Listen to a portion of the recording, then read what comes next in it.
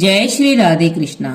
आज मैं आपको आषाढ़ मास के शुक्ल पक्ष में आने वाली देवशयनी एकादशी व्रत का महात्म्य सुनाने जा रही हूँ। धर्मराज युधिष्ठिर बोले कि हे भगवान, आषाढ़ मास के शुक्ल पक्ष की एकादशी का क्या नाम है और उस दिन कौन से देवता की पूजा होती है तथा उसकी विधि क्या है, इसे सविस्तार पूर्वक कहिए। श्री कृष्ण भगवान बोले, हे राजन, एक समय नारद जी ने ब्रह्मा जी से यही प्रश्न पूछा था। तब ब्रह्मा जी बोले कि हे नारद, इस एकादशी का नाम पद्मा है। इसका व्रत करने से विष्णु भगवान प्रसन्न होते हैं। मैं यहाँ एक पौराणिक कथा कहता हूँ, ध्यान पूर्वक सुनो। सूर्यवंशी मानधाता नाम का एक राज ऋषि था। एक समय उस राजा के राज्य में 3 वर्ष तक जल नहीं बरसा, जिससे राज्य में अकाल पड़ गया और प्रजा अन्न की कमी के कारण अत्यंत दुखी रहने लगी। एक दिन प्रजा राजा के पास जाकर प्रार्थना करने लगी, हे राजन, समस्त विश्व की सृष्टि का मुख्य कारण वर्षा है।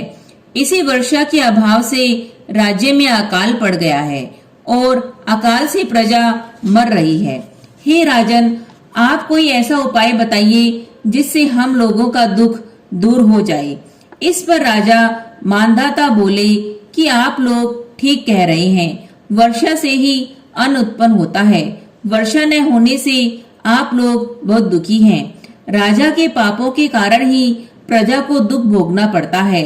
मैं बहुत विचार कर रहा हूँ कि फिर भी मुझे अपना कोई दोष दिखाई नहीं दे रहा है। मैं आप लोगों के दुख को दूर करने के लिए बहुत यत्न कर रहा हूँ।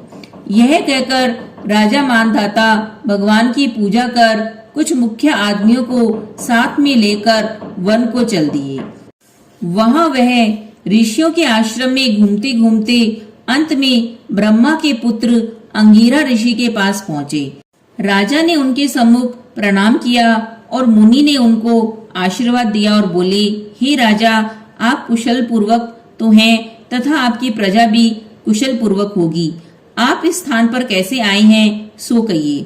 राजा बोले कि हे महर्षि, मेरे राज्य में 3 वर्ष से वर्षा नहीं हो रही है।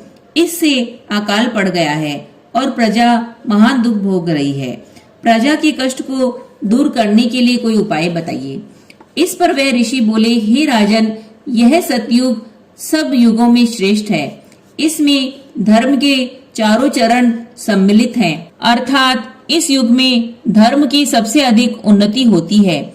इस युग में ब्राह्मणों का तपस्या करना तथा वेद करना ही मुख्य अधिकार है। परंतु आपके राज्य में एक शूद्र इस युग में तपस्या कर रहा है। इस दोष के कारण आपके राज्य में वर्षा नहीं हो रही है। यदि आप प्रजा का भला चाहते हैं तो उस शूद्र को मार दीजिए।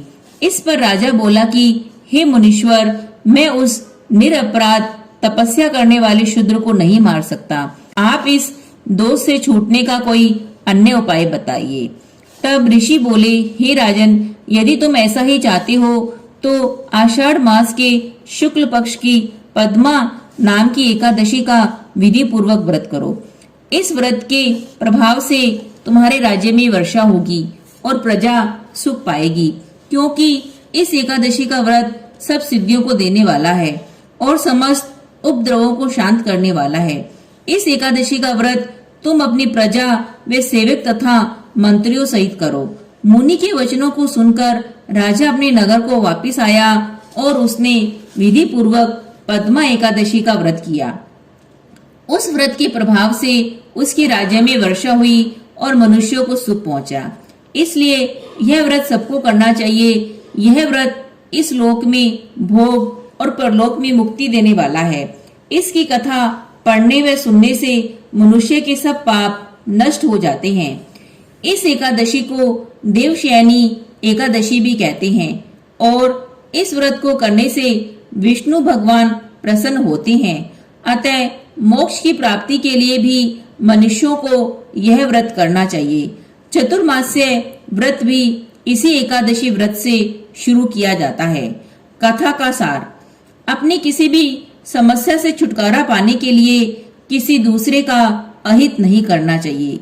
अपनी शक्ति से और भगवान पर पूरी श्रद्धा और आस्था रखकर संतों के कथना अनुसार सत्कर्म करने से बड़ी बड़ी विपदाओं से छुटकारा मिल जाता है। श्री हरि विष्णु भगवान की जय। श्री हरि विष्णु भगवान की जय।